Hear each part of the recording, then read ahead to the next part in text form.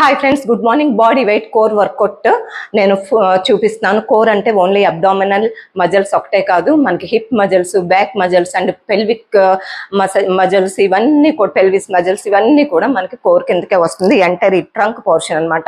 దీన్ని ఎలా స్ట్రెంథన్ చేసుకోవచ్చు 6 మూవ్స్ చూపిస్తాను. ప్రతి మూవ్ కూడా మీరు 20 seconds హోల్డ్ చేయండి, అలా 6 రౌండ్స్ చేయండి. ఫస్ట్ది గ్లూట్ బ్రిడ్జ్, తర్వాత హాలో హోల్డ్, తర్వాత సైడ్ హాలో హోల్డ్,